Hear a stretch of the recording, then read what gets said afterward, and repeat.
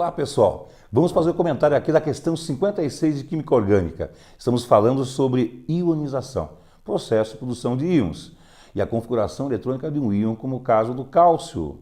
Então é dado o número atômico do cálcio, né, e nós queremos determinar qual a configuração eletrônica do seu cátion. Então acompanha aí na tela. Então nós temos o número atômico do cálcio, que é Z igual a 20, e você vê a configuração aí na tela primeiro do átomo. Vamos fazer a configuração do átomo neutro. Como é que seria? 1s2, 2s2, 2p6, 3s2, 3p6, 4s2. Essa configuração nos subníveis de energia. Agora, fazendo as camadas, ficaria K2, L8, M igual a 8 e N igual a 2. Como você pode observar, nós temos então, na última camada, ou camada de valência, N igual a 2, com a configuração 4s2. E para obter o cátion, né, lembre-se, olhem para cá, cátion nós sabemos que é o quê? O íon positivo, o átomo que perdeu elétrons. Então nós vamos retirar os elétrons, ele falou que é cátion bivalente, portanto são 2 elétrons. Vamos retirar os 2 elétrons da última camada. Então veja aí na tela. Nós temos então a última camada, vai desaparecer a última camada e aí fica a configuração desse íon, que é um cátion, um íon positivo, bivalente com carga mais 2, porque perdeu 2 elétrons, justamente o N igual a 2. E a configuração ficaria 1s2, 2s2, 2p6, 3s2, 3p6, a alternativa correta, letra B. Perfeito? Muito bom, né? Agora vamos falar um pouquinho sobre a questão 62. Questão 62 de Química Orgânica, ela pede o nosso bom e velho reconhecimento de funções. Nós temos 3 fórmulas aí famosas, entre elas a testosterona. E quer saber quais são as funções oxigenadas que estão presentes nas 3 funções. Então começamos com a carbonila, carbono duplo oxigênio, entre carbonos, caracterizando a função cetona. Então acompanhe aí na tela. Veja, nós temos carbonila, carbono duplo oxigênio, entre carbonos, nas 3 fórmulas, caracterizando a função cetona. E também nós temos a função álcool. Recordem que álcool apresenta o grupo hidroxila, o OH, ligado a carbono saturado. Então acompanhe aí na tela. Está acompanhando? Veja que bacana. Nós temos então 3 grupos OH ligados a carbono saturado, caracterizando a função álcool. Então está aí a resposta, cetona e álcool. Que alternativa que é? Olha aí, ó, nós temos cetona e álcool, alternativa letra A. Coisa linda, né? E a última questão de Química Orgânica que eu vou falar com vocês, né, fala sobre a nomenclatura de hidrocarbonetos. E está falando sobre o componente mais importante da gasolina, que é o isoctano, aquele que apresenta a maior octanagem possível. Então nós pegamos a fórmula por linhas, a bond line, e transformamos na nossa fórmula convencional. Acompanha aí na tela. Nós temos então os carboninhos, os hidrogênios, caracterizando a função hidrocarboneto. Então o primeiro passo qual que é? Você vai encontrar a cadeia principal, né, que é essa horizontal, e os radicais metil, que estão ligadinhos aí à cadeia principal. Aí fazemos o quê? Nós numeramos a cadeia a partir da ponta mais próxima do maior número de radicais. 1, 2, 3, 4, 5. É justamente a cadeia principal, os números que estão na cadeia principal. Agora citamos os radicais. São 3 radicais iguais com o nome metil. Então ficaria trimetil, né? Então veja a numeração interessante, ó, 2, 2, 4, né, que é a posição de cada um dos radicais. Trimetil, porque são 3 radicais iguais. E por último, a cadeia principal, que tem 5 carbonos. 5 carbonos é pente. Só ligações simples é AN, terminação ou porque é hidrocarboneto. Então são questões realmente bastante fáceis, você está com toda, né, a bola toda na solução das questões, porque realmente pega o básico, o fundamental. Perfeito? Um abraço bem grande e agora com vocês, os meus colegas Daniel e Zenilton.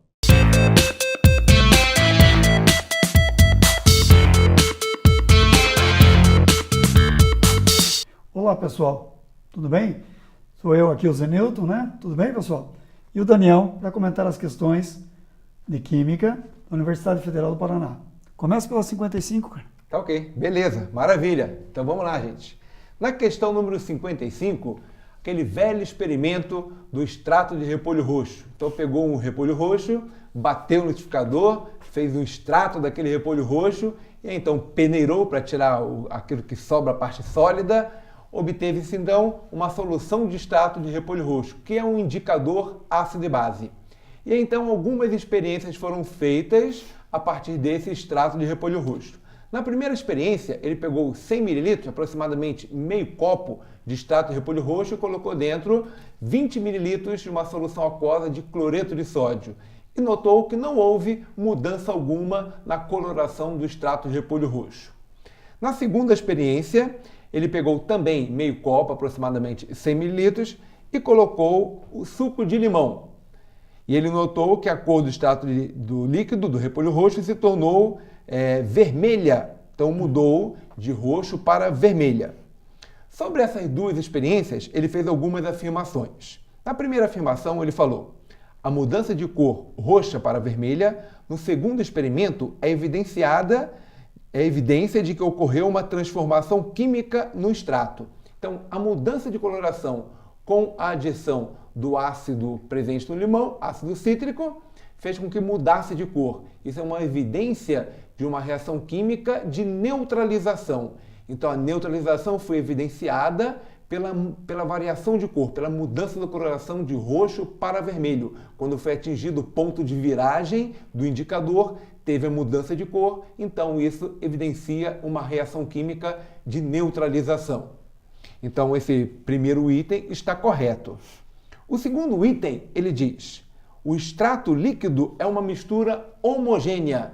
Como nós podemos ver no enunciado, ele fala o seguinte: foi observado aspecto opaco, turvo, no extrato líquido, logo em seguida a sua separação das folhas de repolho. Então, depois que ele separou as folhas de repolho, notou que aquele extrato ele não fica límpido, ele fica turvo, opaco.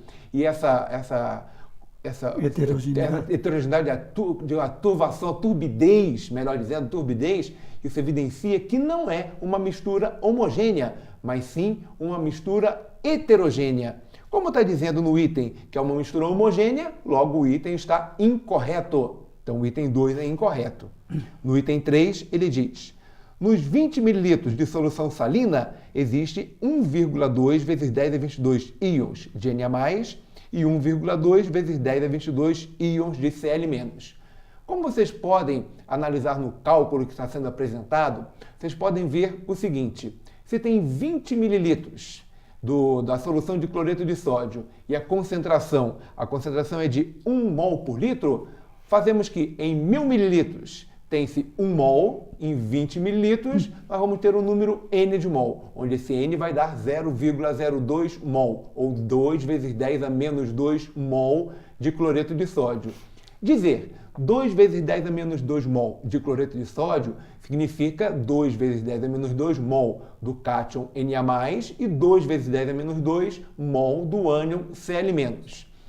Só que a questão está falando sobre o número de íons e não sobre o número de mol de íons. Então, utilizando a constante de Avogadro, nós sabemos que 1 mol equivale a 6 vezes 10 elevado a 23 íons, assim como 2 vezes 10 a menos 2 mol, ou 0,02, vai ter o número X de íons, que vai ser exatamente o número que o item 3 da questão está falando.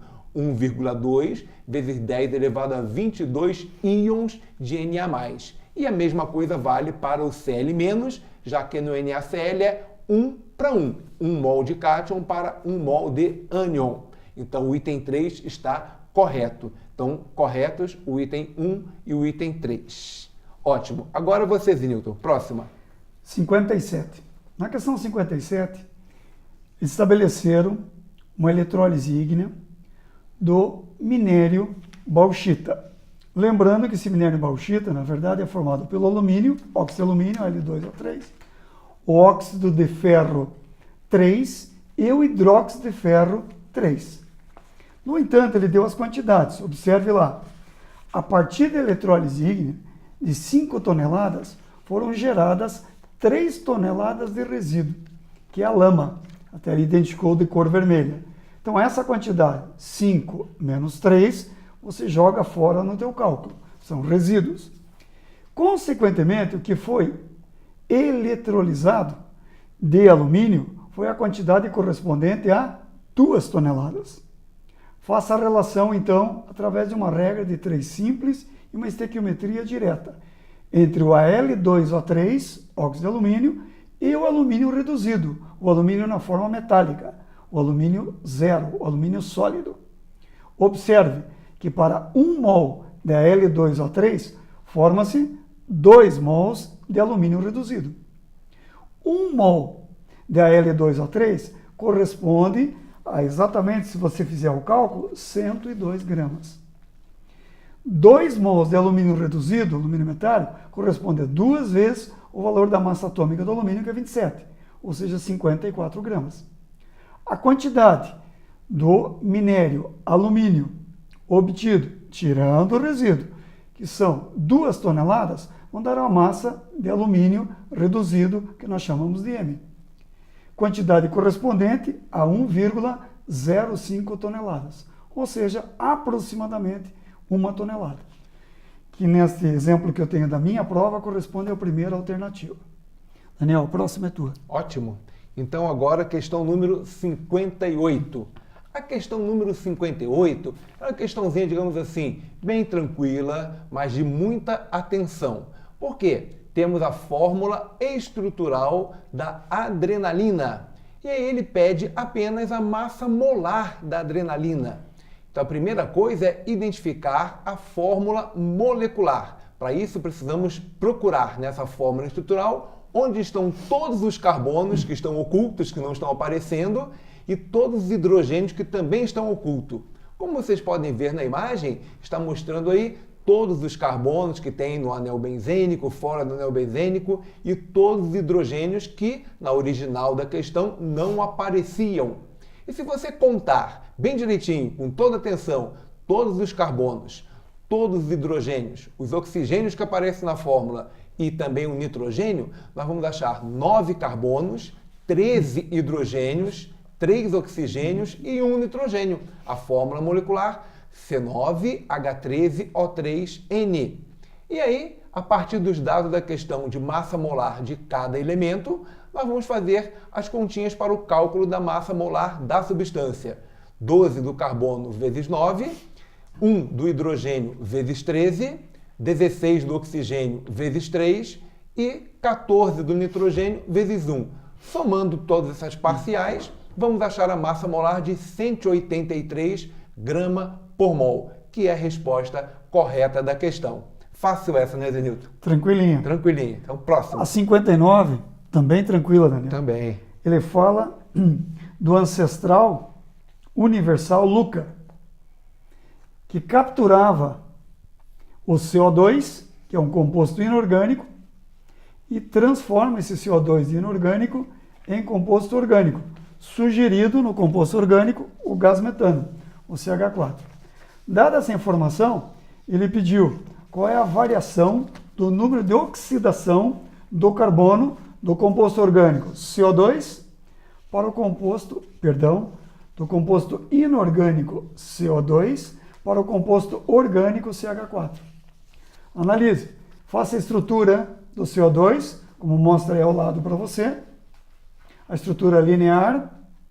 Os 2 oxigênios são mais eletronegativos, então eles roubam os pares de elétrons. Consequentemente, o carbono ganha carga mais 4. E faça a mesma análise no CH4, que é uma estrutura tetraédrica, com os 4 hidrogênios ligados através das saturações ao carbono.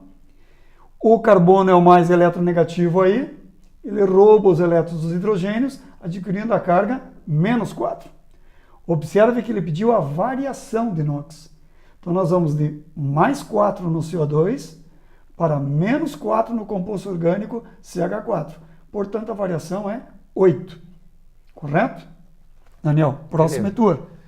Bom, então a próxima é a número 60. Bom, a questão de número 60, ela traz uma aparelhagem de uma experiência que foi realizada, onde essa experiência consistiu no seguinte: pegou-se, produziu NO, esse NO foi injetado numa certa quantidade de ar, foi misturado com uma certa quantidade de ar atmosférico.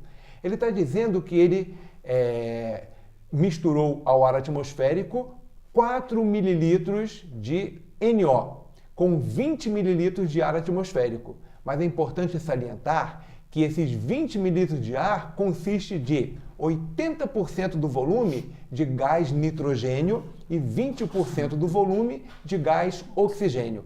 Ora, O que reagiu realmente com o NO foi os 20% desses 20 mililitros de ar atmosférico, ou seja, 4 mililitros. Então foi posto para reagir 4 mililitros de NO com 4 mililitros de O2.